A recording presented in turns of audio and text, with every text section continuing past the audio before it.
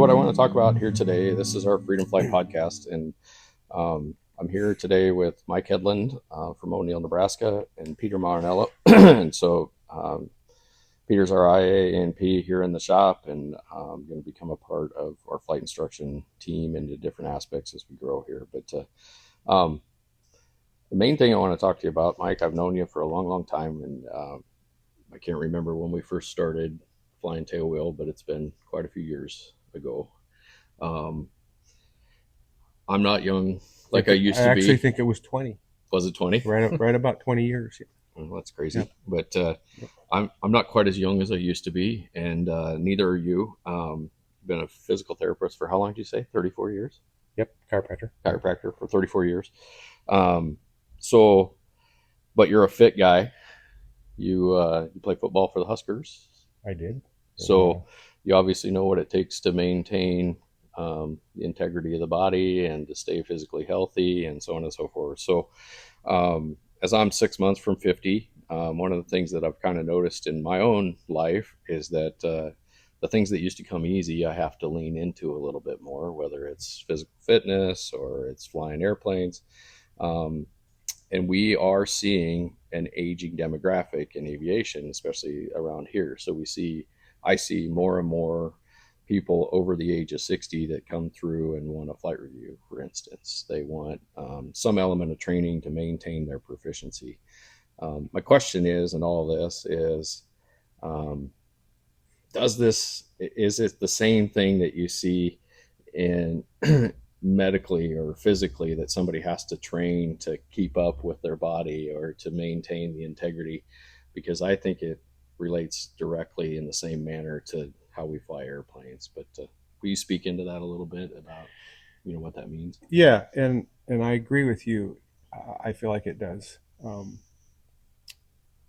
a little bit of a creature of habit, and if you don't go through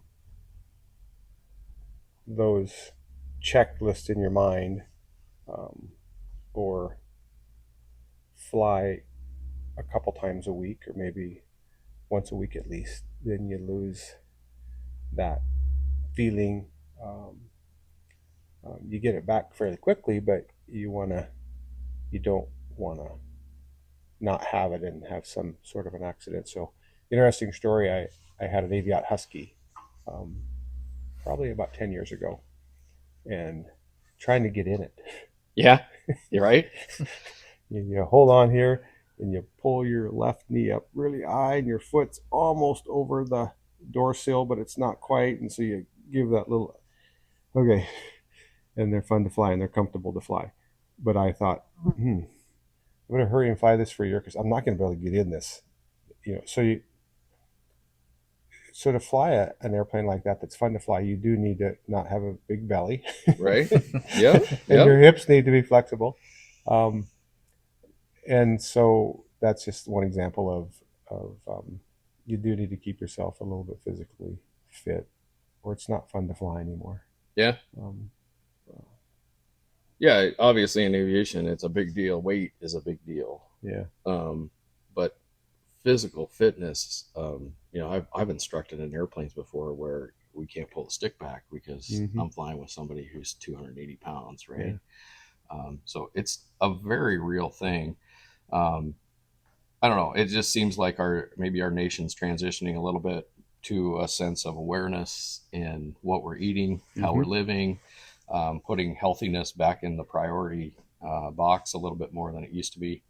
I think from a flight instructor standpoint that, let's say the average 60-year-old male, 70-year-old male, used to, let's say the average is 5 to 100 to 1,000 hour pilot in a tricycle gear platform, flown a collection of those types of airplanes through their lifetime, pretty proficient, except that all of a sudden that now the priority in life is not airplanes, it's grandkids, or it's baseball games or basketball games. It's all these other things. And slowly the airplane's turning into the John boat that's behind the garage. Yep. And with that also is their pilot proficiency is dwindling. And so maybe talk into a little bit about how you look at flying, because I know you've loaned a lot of different airplanes. and a lot of different platforms. But one of the things that I've always really respected about you is how you prioritize your proficiency, or you're going to be out there, even if it's 20 minutes, you know, you're going to be out there flying the airplane. Well, I guess a good example would be I'm going to fly later this next week a Super Cub. Sure. And that's why I'm here. Right. Yep. I want to be good. I have a tailwheel endorsement. You did my biennial a few weeks ago. I have my medical all up to date now. But when I fly it around, I want to be efficient and I want to enjoy it. And I don't want to be afraid. And so that's why I'm here. I'm just going to take an hour with you and just go fly. I've always enjoyed flying with Jason because I've told people before, I've never been with an instructor that I felt comfortable sitting in that seat, even though I didn't hardly know anything. You always were patient and you were kind, and you didn't quickly find what I didn't know how to do and beat on me on that. Yeah. So my confidence went down. You found what I knew how to do pretty well, and we did that for a while till I was comfortable, and then you worked back to what we needed to work on. Sure. And so personally, it's just like you said, with your health and with, I want to be comfortable, I want to be safe, and I want to be confident in what I'm doing. I'm not sure how people fly around and aren't that way. Yeah. It scares me knowing they're out there, and it should scare them a little bit, not being proficient or in shape. I always hear those stories about the guy trying to get into Oshkosh. Yep. Like this year. There's always that one guy.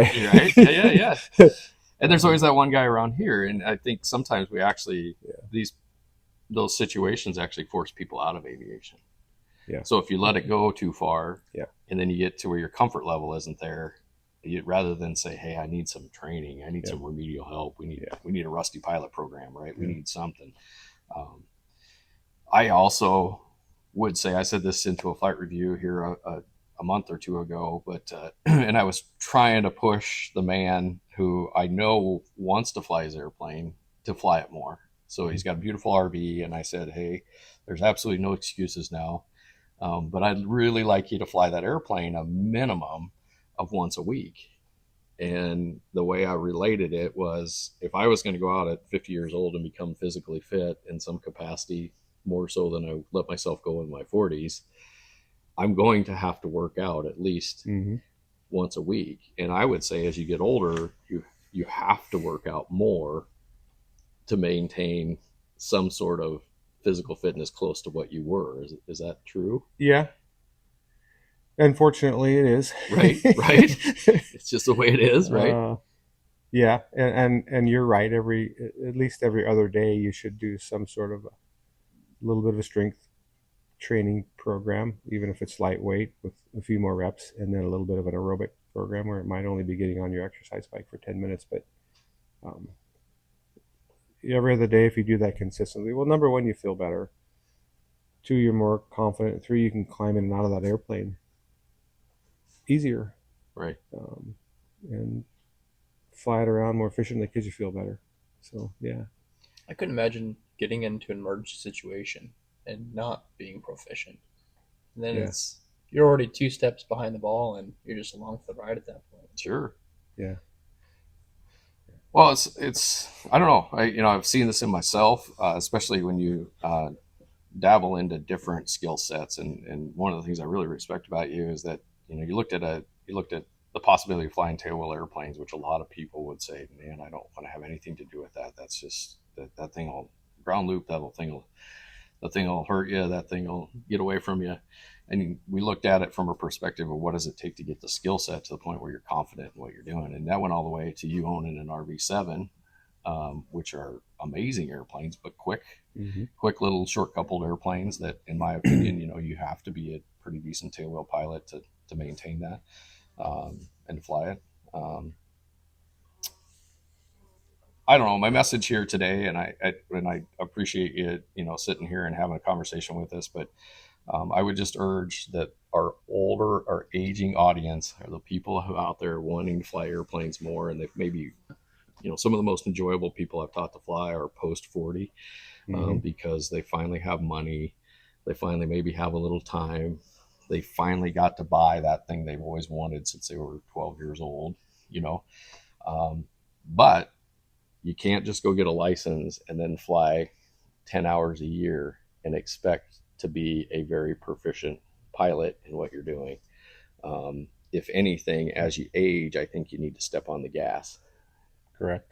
Meaning, I think you need to get yourself some sort of schedule. I think you always, we were just talking about earlier, even if it's a 20-minute flight.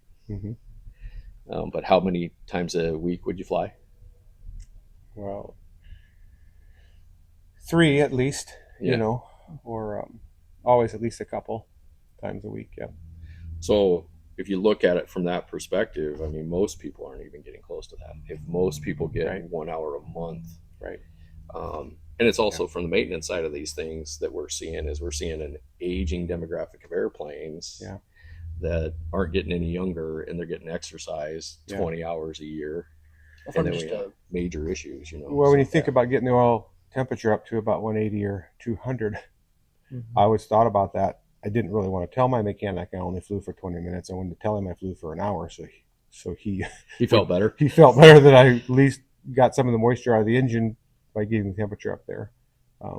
So yeah, you really need to fly longer than 20 minutes, but sometimes you just have that quick amount of time in your schedule to just go get your fix and go get more proficient. This is an interesting quick story, and I don't even like telling it, but it happens every time I fly a little bit of a distance. Something goes wrong, and when I say wrong, I don't mean it goes really wrong. Something breaks down. Well, a quick flight over to Atkinson, Nebraska, and back to O'Neill. You have to change to 122.9 and then back to 122.8. How many times when you got back and you're calling downwind base and you're still at 122.9, but you're at an airport where the common area traffic frequency is 122.8. Sure. And you get down and you put your airplane away and you look down and you go, crap. Nobody even heard me come in. Sure. Or temp dew points too close together and you run into a little bit of fog. Or you got to go around because you balanced your landing, or something every time you fly. And I hope that's with everybody else too, because that's with me. You don't know what that's going to be, but you don't want those things to turn into bad things. And if you don't stay a little bit efficient and fly once or twice a week, they're going to be compounded, right? Yeah, I agree. What's the longest you've gone without flying? Probably, just recently. Here. Yeah, 6 months, 7 months. That's really impressive. And it's been a difficult. It's a difficult 6 months. I was transitioning out of aviation, and really thought I was done, but I looked at my biennial and it was due, and I looked at my medical and it was due, and that's what I called you about a month ago, and I said, and I'm sorry, can we just go fly around a couple times, because I got to tiptoe back into this and maybe do it for another 10 years. So yeah. Well, I respect you highly, because of the way you've looked at it, and you've looked at your opportunity to fly airplanes, because that's what it is. It's a blessing to come fly these things. It's a blessing to be here where we're at, where we can do this stuff. But it's something that you really have to pour yourself into more than sometimes I think people realize. And you've looked at it kind of from a sense of lifestyle even. Yep.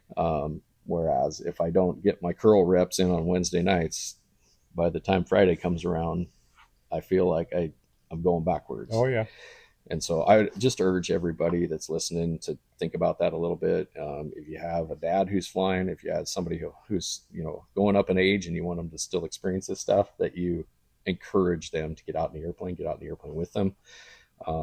We're going to try to work on some sort of community cultural connectivity project here, where we can maybe form some online checks and balances, tell your stories, connect people.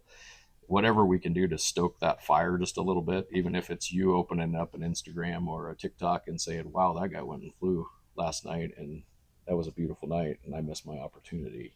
Just things like that I think will continue to spark insight and hopefully push our community around here to get more active. It's always awesome to sit and talk and to tell the stories. But what we really need is, like we were talking before, I'd rather see somebody fly 20 minutes 3 times a week and be out there doing takeoffs and landings and immersed in the day than I would take 1 4-hour trip every month and say you're current. I agree. And I think it's better on our airplanes, in all honesty, too. So, better on everyone around you.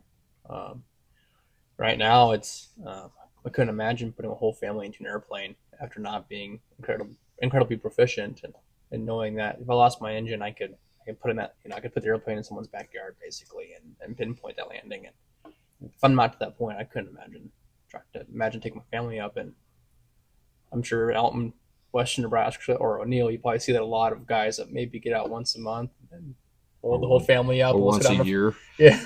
Let's go down to Florida now. It's like, it's crazy. It scares me to death. Yeah. Yeah, it's a real deal. And so, anyway, I think those are opportunities for us to talk into people and go from there. But unbelievable to have the opportunity to sit and do this. I hope we put it out in the world and somebody listens to it, and somebody who's maybe sitting there saying, you know what, I got a beautiful airplane in the shed and I got to get out there and start flying this thing at least 4 times a month at the very least, and well, I think that's mainly what we want to talk into today.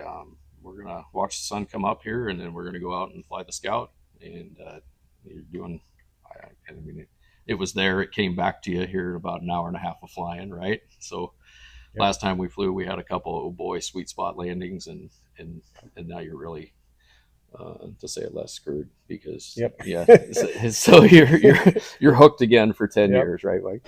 But you're gonna have the opportunity to go back and fly a Super Cub, and then I something tells me that you're still on the airplane hunt. So, like you always have been. You've had how many airplanes over your lifetime? 12 or 13. Yeah. Who's counting, right? Who's counting? Right, exactly.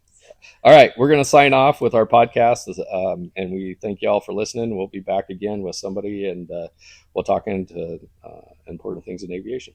Thank you.